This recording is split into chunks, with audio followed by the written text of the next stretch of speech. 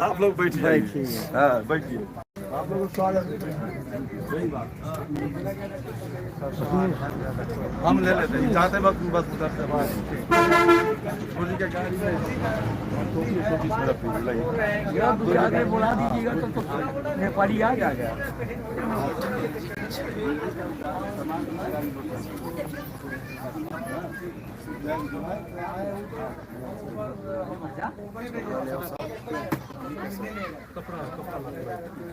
माई भेला है अहाँ के माई अहाँ के पुण्यशाली भेले हमर माई तो एते छले यार चलि गेलै धरती से बाबू माई 92 वर्ष से केरो गाय नहीं पड़ल छलै धरती में रामपाली के सब लगे चल गए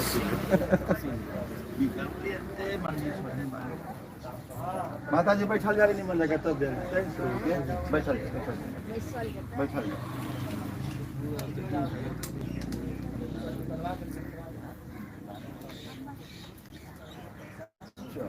सतगुरु शरणम भव दुख हरणम तारण तरणम तो शरणम कहियो ना एक की प्रेम की गंगा बहते हैं गुरु जी के श्री पावनी चरणों से इसी प्रेम की धारा बजते हैं गुरु जी के सत्य सत्य ज्ञानों में सतुपदेशों में इसी प्रेम की सागरी में सभी हम जाते हैं गुरु जी के मूल ज्ञानों से सत्य ज्ञानों से प्रेम की धारा बैठल बैठल बैठल प्रेम की सागर में सब रुक जाते हैं गुरु जी के मूल ज्ञान चाहे बंदगी सतना हाँ सबके घर में पावन धरती भेले मूल ज्ञान प्रचार बल से धरती में मूल प्रवर्तक मूल ज्ञान मुक्ति के पथ हम अहाँ कतऽ से आयल छी कतऽ जाय के कतऽ से एलै हम अविनाशी हम केकरा पूजबै ओम जी से मुक्ति हो ओम जी दो सब कुछ से ई शरीर है तोरा नहीं जाय के ताहि दुआरे समझू अहाँ के बहुत दिन से एकर अथी में छलै इंतजार में छलै पढ़ि रहल छलै संघर्ष करि रहल छलै हुनका संग 12 साल हम सब साथे रही छी काठमांडू ने हमरो घर काठमांडू छै एतो छै गोल अखिन जे अथी भंडारा भेलै जते हमरा गोल हो जात जी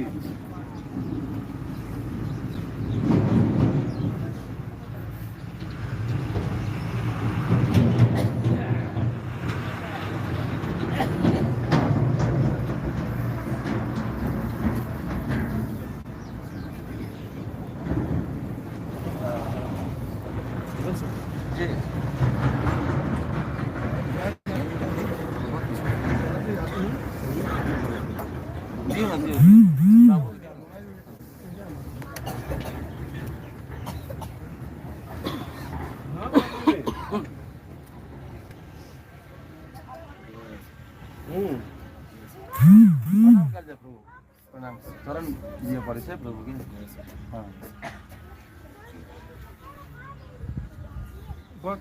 देर में बात जी ठीक है अपने सेकेंडरी लेवल के टीचर छियै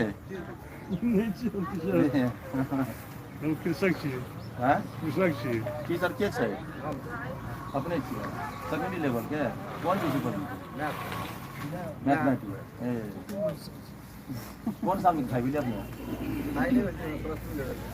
अथी में छियै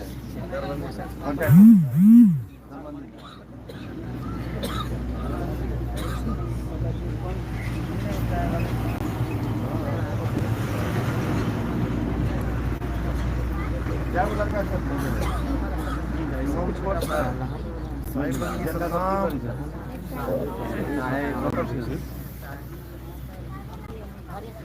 छोटका तो आज सप्तरी जिला में परमात्मा का मूल ज्ञान का प्रचार हो रहा है। बड़े भाग हैं उन लोगों के जो आज इस सत्संग को सुन पाएंगे, क्योंकि मूल ज्ञान का प्रचार बड़े भागों से मिल पाता है। मूल ज्ञान का सत्संग बहुत दिव्य संस्कार हो तब मिल पाते हैं, ऐसे ही नहीं सुनाई देता ये। क्योंकि जब से ये संसार बना है, ये जीव अपनी मुक्ति के लिए पता नहीं कहाँ कहाँ भटक रहा है। कभी किसी गुरु के पास, कभी किसी मंदिर में, कभी किसी तीर्थ स्थान पे, और ये भटकता ही जा रहा है, आगे से आगे बढ़ता ही जा रहा है। अब इसको ये समझ में नहीं आ रहा है कि मेरी मुक्ति होगी तो कैसे होगी।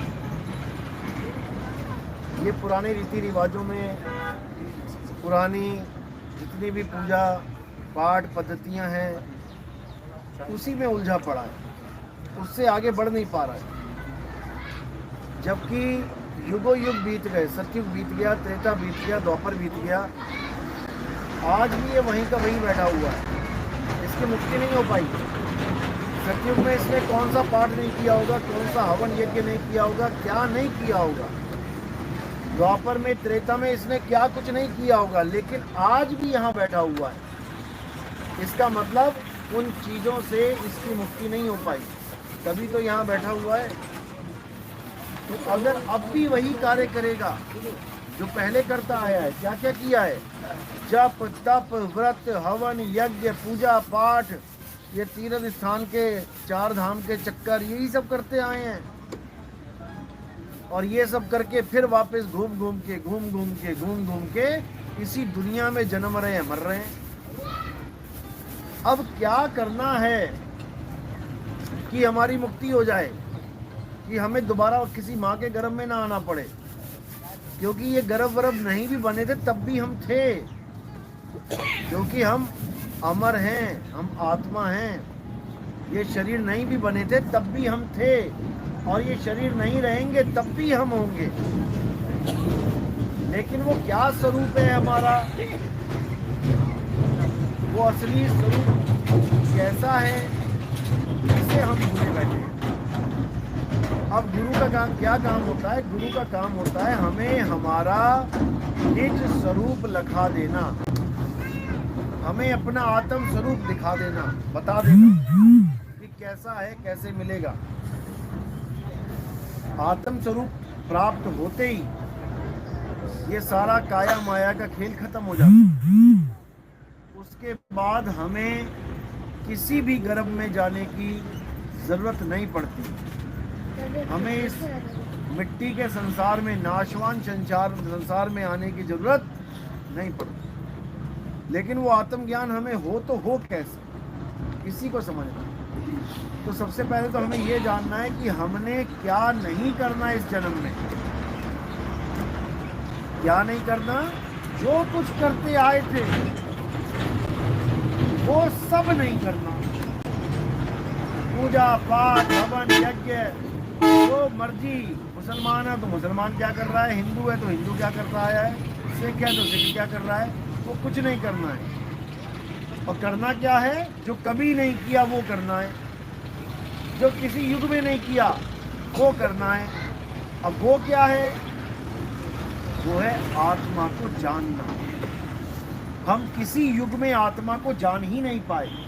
हम मंत्रों को जान बैठे, हम तंत्रों को जान बैठे, हम मंदिरों को जान बैठे, हम मूर्तियों को जान बैठे, हम हवन यज्ञ पूजा पाठ तीर्थ मूर्त पाथर पीतर सब कुछ जान लिया, लेकिन अपनी आत्मा को नहीं जान पाए कि आत्मा क्या है, कैसी है।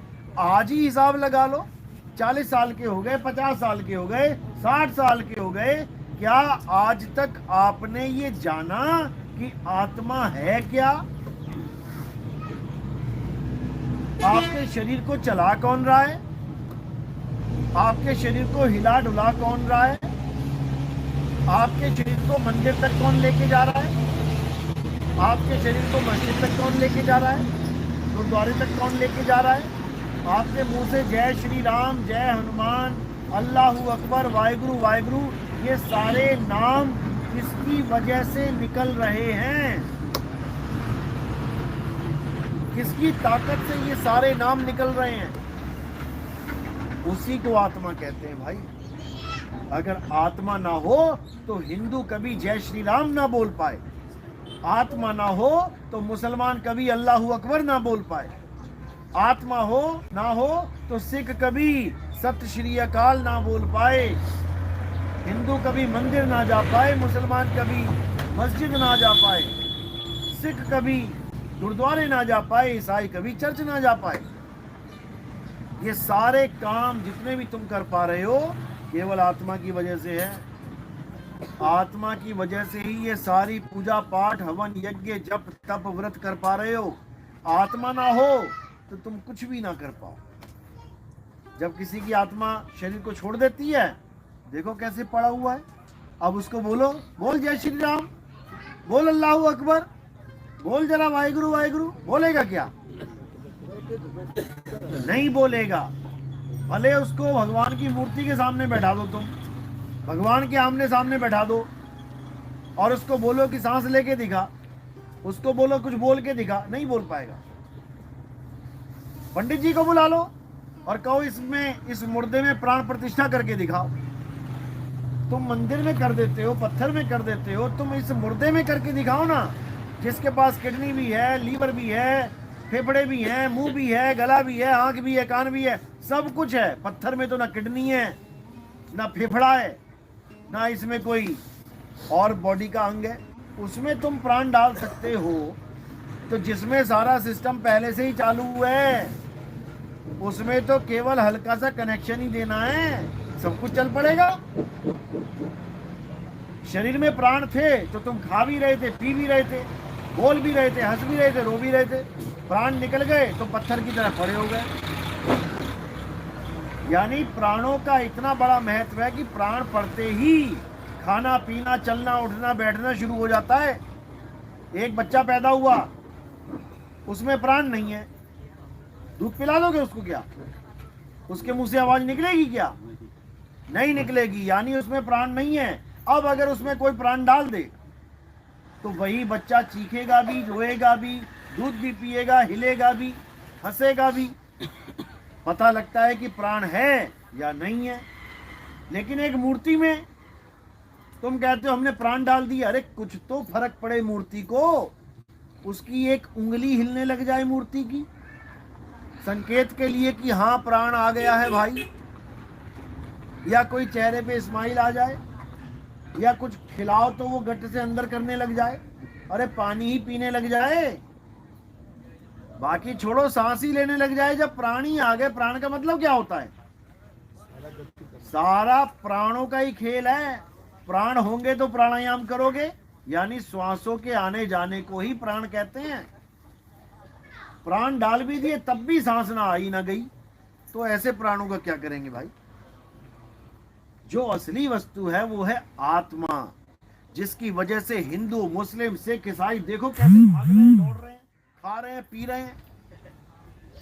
यही है असली चीज आत्मा। इसी को गीता में बोला गया है, हे अर्जुन, दो प्रकार के तत्व हैं इस पूरी कायनात में, इस पूरी सृष्टि में। एक असत्य है और एक सत्य है। असत्य क्या है? ये काया शरीर असत्य है, जो पल पल बदलती है और जिसका जन्म और मृत्यु हो जाता है। और सत्य क्या है? हे अर्जुन, सत्य केवल एक है, पूरे विश्व के लोगों के लिए एक सत्य है और वो है आत्मा।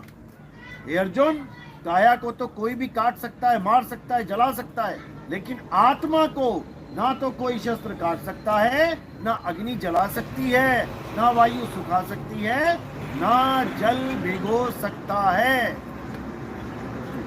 अध्याय 3 17वां श्लोक। हे अर्जुन, जो अपनी आत्मा में रमण करते हैं, जो अपनी आत्मा में तृप्त हैं, जो अपनी आत्मा में संतुष्ट हैं, उनके लिए कोई धार्मिक कर्म कर्तव्य लागू नहीं होता।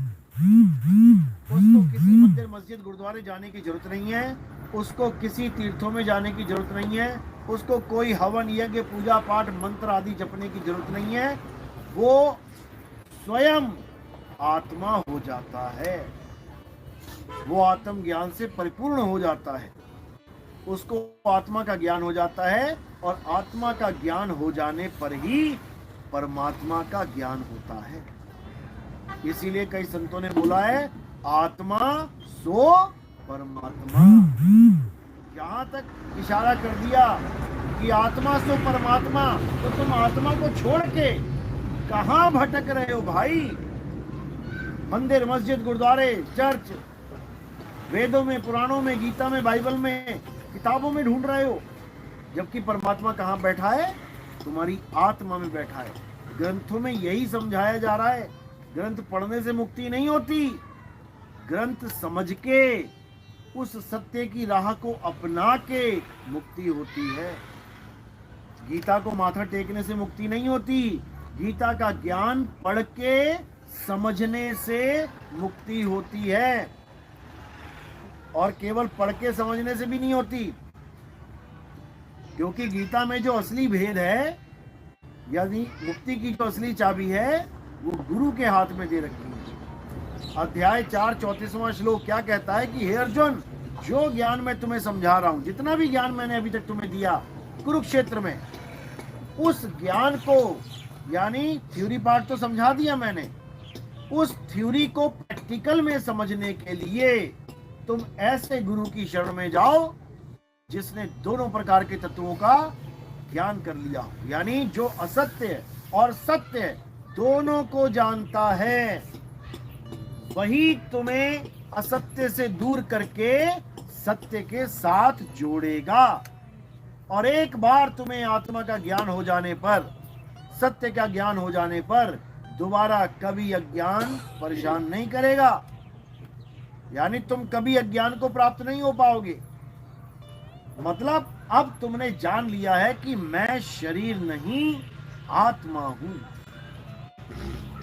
और जिस दिन तुम्हें यह पता लग गया कि मैं शरीर नहीं आत्मा हूं, उसी दिन से तुम्हें स्वर्ग, नरक, सतलोक, अलखलोक, अगमलोक, अनामी लोक जाने का कोई चाव ही नहीं रह जाता, क्योंकि तुमने ना स्वर्ग जाना है, ना नरक जाना है, ना किसी लोक में जाना है, ना गोलोक, ना शिवलोक, ना ब्रह्मलोक, कहीं नहीं।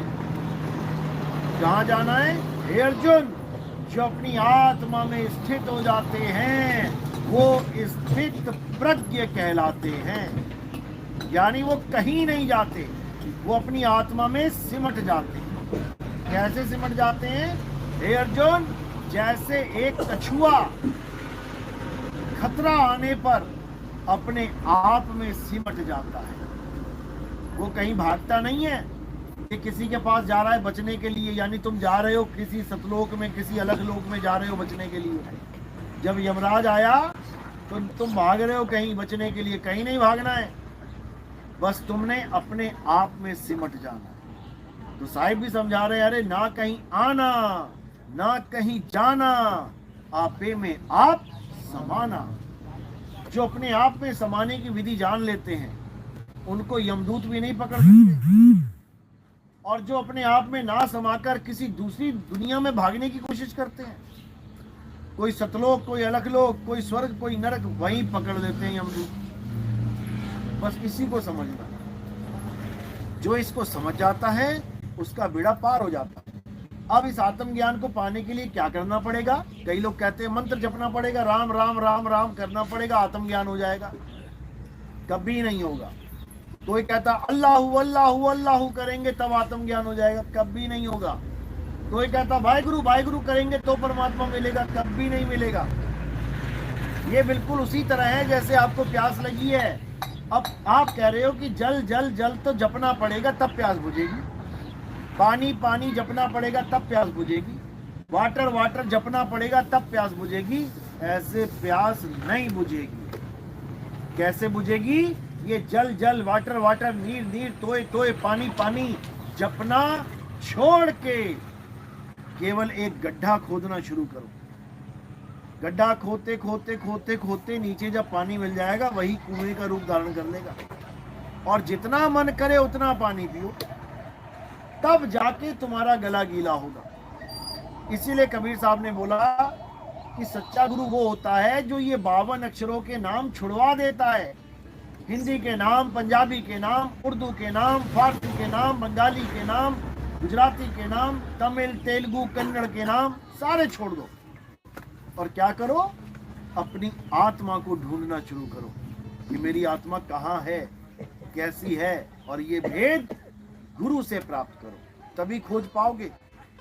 तो साहिब कहते हैं, मोह को कहाँ ढूंढे रे बंदे, मैं तो तेरे पास में। यानी साहिब समझा रहे हैं कि आत्मा को कहाँ ढूंढे रे बंदे, आत्मा तेरे पास में, ना मंदिर में, ना मस्जिद में, ना काबे कैलाश में, ना मैं जप में, ना मैं तप में, ना एकांत निवास में। ना मंदिर में है, ना मस्जिद में है, ना गुरुद्वारे में है, ना चर्च में है। वो आत्मा कहाँ है? अरे आत्मा तुम्हारे पास में, तभी तो काया चल रही है। अब इसी को नहीं समझ पा रहा इंसान, तो कह रहे हैं नाम है जप में, किसी भी प्रकार का अगर आप नाम जप रहे हो तो समझ लो कभी मुक्ति मिलने वाली नहीं है। ना मैं जप में, ना मैं तप में। अगर आप तपस्या करने लग जाओ, एक पैर पे खड़े हो गए, पानी के नीचे खड़े हो गए, पेड़ पे उल्टा लटक गए, चारों तरफ आग लगा के बीच में समाधि लगा दी, ये सब तपस्या है। यानी अपने शरीर को तपाना, कष्ट देना। तो कह रहे हैं ना मैं जप में, ना मैं तप में, ना एकांत निवास में। घर बार छोड़ के जंगल में चले गए एकांत में, पत्ते खा रहे हो तो तुम्हें अगला जन्म बकरी का मिल जाएगा, क्योंकि तुमने इंसान जन्म छोड़ के तुमने पत्ते खाना शुरू कर दिया। उनको मूर्ख बोला है कबीर साहब ने। ना मैं जप में, ना मैं तप में, और ना एकांत निवास में, और खोजी होए तुरंत मिल जाऊं एक पल की तलाश में। अब जब गुरु मिला तो तुम्हारी खोज एक पल में खत्म कर देगा। तुम्हें पानी चाहिए, गुरु एक पल में बता देगा पानी कहाँ है। बेटा कहीं मत जा, जहां तू खड़ा है बस वहीं गड्ढा खोदना शुरू कर दे। जहां भी तू खड़ा है, जहां भी तू खड़ा है, दिल्ली में है वहां खोद ले, बंबई में है वहां खोद ले, कलकत्ता में खड़ा है वहां खोद ले, नेपाल में है वहां खोद ले, जहां भी तू खड़ा है वही तुझे पानी मिल जाएगा नीचे। बस इतना करना है। अब वो खोदने की विधि क्या है वो गुरु बताता है, और कुछ नहीं। खोदते खोदते खोदते नीचे जब पानी मिलेगा अपने आप तुम्हारा गला गीला हो जाएगा, और कुछ नहीं करना है। तो कह रहे हैं खोजी होए तुरंत मिल जाऊं एक पल की तलाश में, और कहे कबीर सुनो भाई साधो मैं तो हूं विश्वास में। पूरे विश्वास के साथ खोदना। पता लगा तुमने 5 फुट खोदा, 10 फुट खोदा, सोच लो यार गड्ढा तो इतना गहरा हो गया, अभी तक पानी नहीं आया, अरे छोड़ है ही नहीं पानी, तब नहीं बात बनेगी। पूरे विश्वास के साथ लगे रहो। कब तक? अंत समय तक। कहते राम नाम रटते रहो। अब रटने का मतलब ये नहीं राम राम जपने की बात हो रही है। राम राम रटते रहो जब लग घट में प्राण, और कब हूं दीन दयाल के भनक पड़ेगी कान।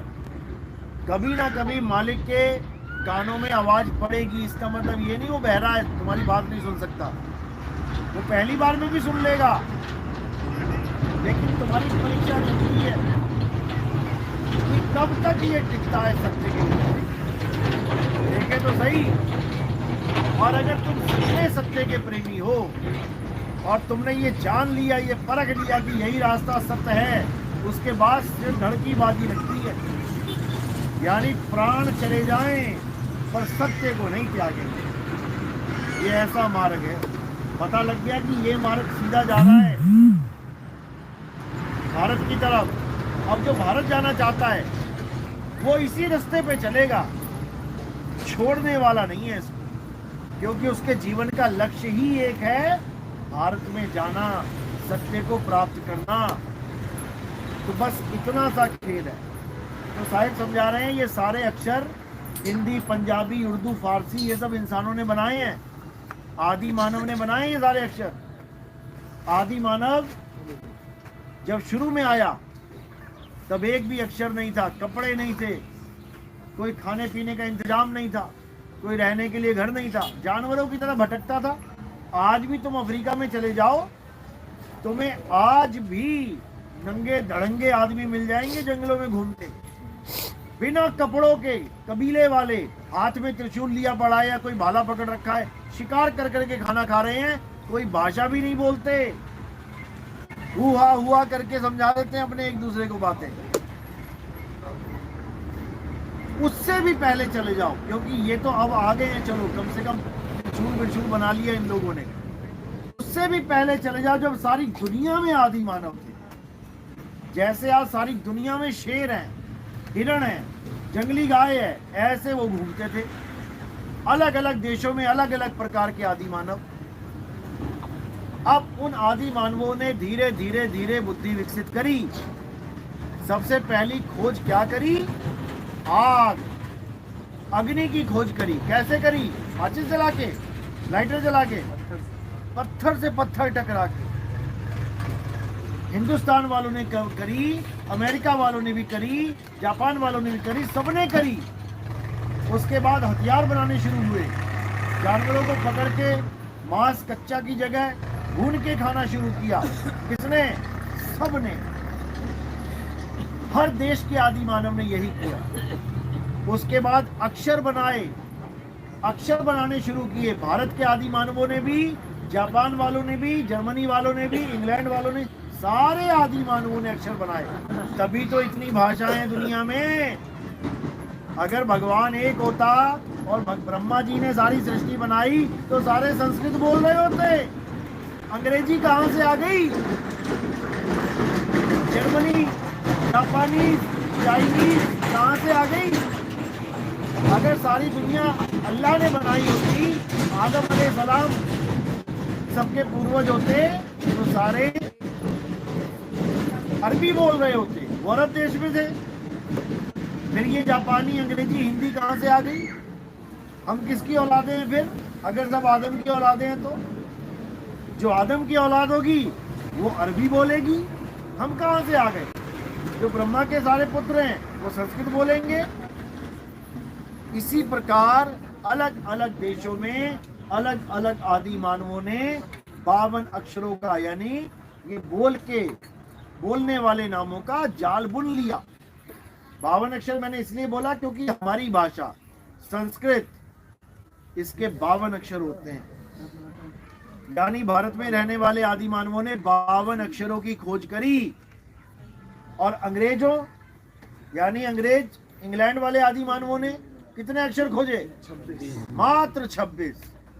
यानी हमसे आधे थे तो हमारे जैसे ही, लेकिन बुद्धि में हमसे आधे। 27वां ना खोज पाया आज तक। 26 में ही कहानी खत्म हो गई उनकी। और हमारे लोगों ने 52 अक्षर खोज डाले, दुगने। लेकिन उन 52 अक्षरों से हमने क्या किया? सारी दुनिया में जो भी चीज दिखाई देती रही, हमने उन 52 अक्षरों के द्वारा उसका नाम रख लिया। पेड़ रख लिया, पौधा रख लिया, पत्ता रख लिया, फूल रख लिया, जो चीज दिख रही थी उसका नाम रख लिया 52 अक्षरों में। और अपने कबीले वालों को, अपने साथियों को समझाना शुरू कर दिया। गुरुकुल बन गए, लोग पढ़ने आने लगे, वही चीजें और भी ज्यादा फैलने लगी। लोग पढ़ के सीख के जाते और अपने लोगों को समझाते। धीरे धीरे पूरा वाणी जाल बुन दिया, वाणी का विस्तार हो गया, पूरी भाषा ही बन गई। अब सब एक ही भाषा में समझने लगे। कितना आसान हो गया जीवन। अगर आपको 50 मसाले लेने जाना है कहीं पे दुकान पे, अगर वो अक्षर ना होते तो तुम्हें 50 मसाले लेने में 50 दिन लग जाते। क्या बोलते, क्या समझाते उसको, कैसे मांगते। तो 52 अक्षरों से जीवन बहुत आसान हो गया। लेकिन 52 अक्षर गले की फांस कब बन गया? जब हमने भगवान को प्राप्त करने के लिए, हमने परमात्मा को प्राप्त करने के लिए इन 52 अक्षरों को जपना शुरू कर दिया। 52 अक्षर केवल दुनियावी वस्तु के लिए बहुत अच्छा है। अभी बैठे बैठे मुझे एकदम प्यास लगी, मैंने कहा पानी लाओ भाई, तो मैंने क्या बोला? पानी। मेरा पानी बोलते ही सामने वाले ने समझ लिया कि क्या मांग रहा है। अब चीन में जाके मैं कहूँ भैया पानी दे दो पानी, वो कहेंगे ये क्या बोल रहा है, ये क्या कह रहा है। जर्मनी में जाके मैं कहूँ जल दे दो जल, वो कहेंगे ये क्या होता है। यानी 52 अक्षर तब तक बहुत सही है जब तक हम अपनी भाषा में बैठे हैं, अपने लोगों में बैठे हैं। जैसे ही हमारे लोग छूटे, कोई और देश वाले आ गए तो तुम्हारे 52 अक्षर जीरो है वहाँ पे। अब तुम्हें दोबारा से पढ़ाई शुरू करनी पड़ेगी।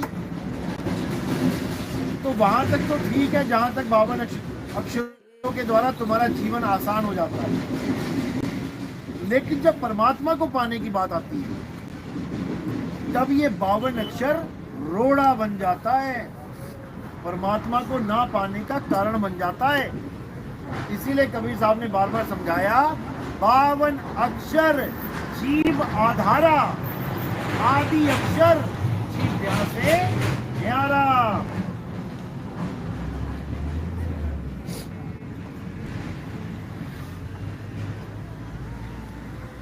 तो कह रहे 52 अक्षर जीव आधारा। अगर जीव ना होती आदि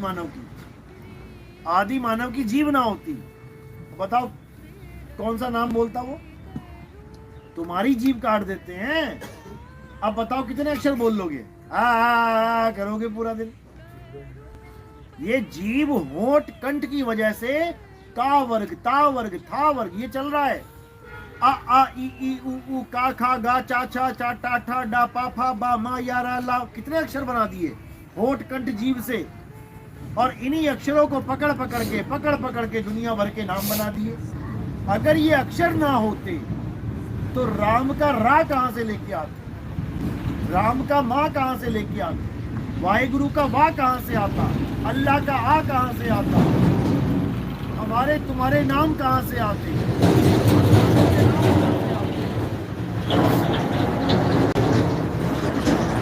ये सारे धर्मों के जात पात के नाम कहां से आते, केवल इन अक्षरों की वजह से ये सारे नामों का जाल फैला हुआ है। तो कबीर साहब इसी को समझा रहे हैं, 52 के जंजाल में फंस गया ये संसार, अरे सिमरन 52 का करे कैसे लागे पार। जहां भगवान को पूजने की बात आती है वहां पे चालू हो जाता है राम राम राम राम राम, हरे कृष्णा अल्लाह अल्लाह अल्लाह वाहिगुरु वाहिगुरु। अरे ये अक्षर हैं, परमात्मा भगवान अक्षर नहीं है। परमात्मा जो तत्व है उस तत्व को जान, वही है असली राम, वही है असली अल्लाह, वही है असली वाहिगुरु, वही है असली गॉड। उस परम तत्व को तो जान नहीं पा रहा है और अक्षरों को पकड़ के लड़ाई कर रहा है, झगड़ा कर रहा है। मेरा राम बड़ा, मेरा अल्लाह बड़ा, मेरा वाहिगुरु बड़ा। अरे कभी राम को देखा है? नहीं देखा। कभी अल्लाह को देखा? नहीं देखा। वाहिगुरु को देखा? नहीं देखा। गॉड को देखा? नहीं। अरे तो लड़ क्यों रहा भाई, लड़ क्यों रहा है? क्योंकि जानते नहीं है कि ये सारे नाम उसी एक के हैं। जल, वाटर, नीर, तोय, पानी, ये सब एक ही वस्तु के नाम है। लड़ना नहीं है, झगड़ना नहीं है, उस वस्तु को जानना है। हिंदू हो तो हिंदू हो के जान लो, आत्मा हिंदुओं के पास है। मुसलमान है तो मुसलमान हो के जान ले, आत्मा मुसलमान के पास है। सिख है तो सिख हो के जान ले, आत्मा सिखों के पास भी है। आत्मा सबके पास है, बस हमें आत्मा का ज्ञान नहीं है। तो असली चीज क्या है? हमें आत्मा का ज्ञान होना चाहिए। हे अर्जुन, जो इंसानी जन्म प्राप्त करने के बाद भी आत्मा को नहीं जान पाते, वो नाना प्रकार की योनियों में कुतिया, गधी, सुअरिया, हथनी, पता नहीं किस किस योनि में जाके 184 में भ्रमण करते हैं। ऐसी हालत, ऐसी दुर्गति हो जाती है उनकी कि कोई उनकी मदद नहीं करता। देख लो जाके, 2 शेरों ने पकड़ के हिरण को पकड़ लिया, जिंदा ही खा रहे हैं। बचाओगे जाके क्या? जिंदा फाड़ फाड़ के खाएंगे तुम्हें, केवल इस आत्मा को ना जानने के कारण। आत्मा को जान लिया तो परमात्मा को जान लिया, बस इतना समझ लो। चलो आज का सत्संग यही समाप्त करते हैं। गुरुदेव की जय। परम पिता परमात्मा कबीर साहेब की जय। परम सत्ता कबीर साहेब की जय। सदगुरु नितिन साहेब की जय। दादा गुरु बरावी साहेब की जय। मदन साहेब की जय। मुलुक अब आरती होगी, आरती केवल यहाँ के लोकल आदमी करेंगे जो यहाँ के बंदे हैं, अपने वाले बैठे रहेंगे। साहेब की जय। खड़े हो जाएंगे, वह सारे खड़े हो जाएंगे, लेकिन आरती केवल लोकल बंदा करेंगे। गुरु नानक देव की जय। हमारी हर हर गीता घर घर गीता भी है यहाँ पर, जिसको हमारा ग्रंथ चाहिए हो वो ले सभी सकता है। संतों की जय, सभी महंतों की जय, सकल भक्तों की जय। थोड़ा दूरी बना के आप लोग इधर हो जाइए, थोड़ा सा इधर हो जाइए। थोड़ा लाइव ले लीजिए। लाइव चल रहा है। हाँ लाइव ले लीजिए, यहाँ पे यहीं पे रख देंगे थोड़ा। पूजा पाठ केना बात आगे इधर आई क्या करी कैसी पूजा है पाठ केना कैल जेतै करना के अहाँ के विचार है की करिए विचार सुनल जाए ना पूजा पाठ जे है मालिक अब बेटा समझा देते हैं अहाँ के आप गुरु आप बोलते टेम नहीं चले अहाँ के लड़का समझा पड़तै ना गुरु एले समझाबै ले सुनल जाए पूजा पाठ कुछ नहीं करे के है जंत्र मंत्र कुछ नहीं करिए बावन सब तोड़े के है जंजाल हटवे के है सूर में पानी डालती है, सब हाँ। हरा भरा हो जाता है। सूर आत्मा में का ज्ञान सबसे बड़ी पूजा पाठ है, उससे आत्मा बड़ी के पूजा ज्ञान पाठ कोना नहीं है। जेतै आत्मा लोग में ज्ञान आत्मा का एकर पड़तै ना ज्ञान तुम्हारे अपना पास पूजा पाठ तुम्हारे छूटै। पास दिया है, माचिस नहीं है। तुम्हारे पास दिया है, तेल है, सब कुछ है, माचिस नहीं है पूरे घर में, तो फिर कैसे करोगी पूजा? केना करऽ पड़तै जे माछी सलाई बात माचिस है ही नहीं, बाहर बारिश हो रही है बहुत ज्यादा, माचिस नहीं है, पूजा कैसे करोगी बिना दिया जलाए? यहाँ पर दिया बाती तो कोई खेल ही नहीं है। हमारे यहाँ पूजा होती है किसकी? आत्मा की। आरती लगा दीजिए आप मोबाइल से। पूजा बाटी के खेल करे तब ना अपने जब आत्मा छूट जेतै तऽ ना तऽ छूट जेतै झोलने लगे दीजिए। लाल बाबू शरण लीजिए मालिक का सबको पिलाइए आप आगे बढ़िए अहाँ के सब समझा देते ओम जी अपने के सब समझा देते सत्संग सुनबै ना तो ज्ञान भ जेतै चलो हो गया। आरती करवा लो इनसे। आरती हम लगवा लेते हैं फूल लगवा के मंजरी करवा लो बस।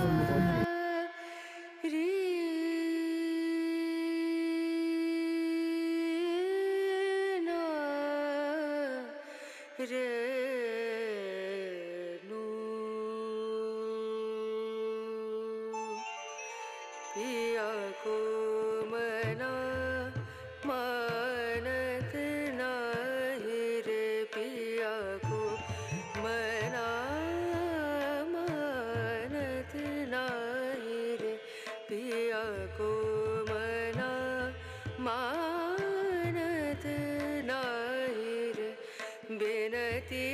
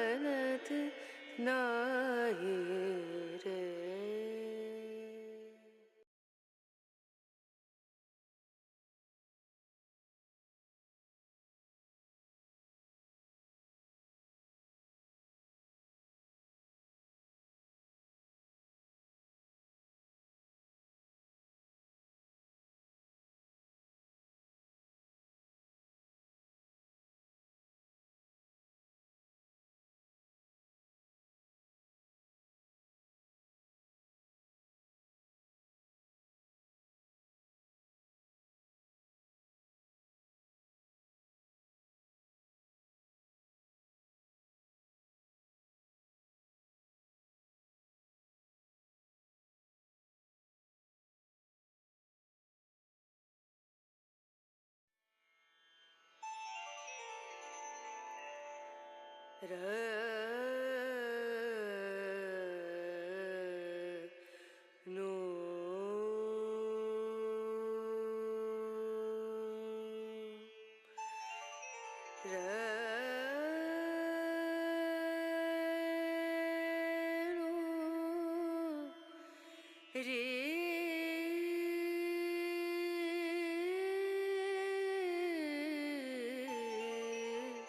रे ना ना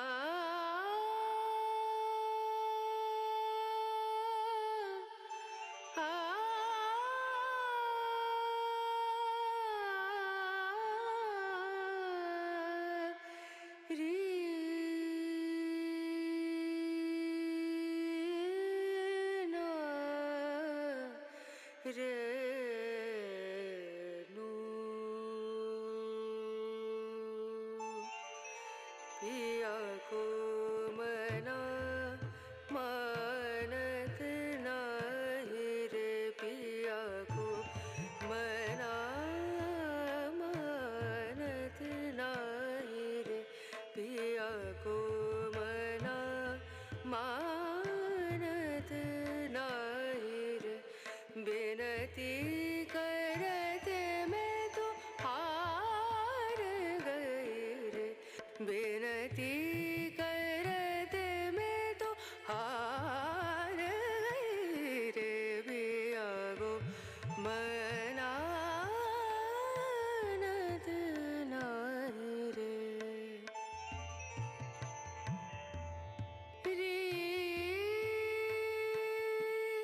बिनती करूं पैया परूं बिनती करूं पैया परूं जाओ तो बिवारी वारी वारी रे बिनती करते मैं तो हार गई रे पिया को मनानत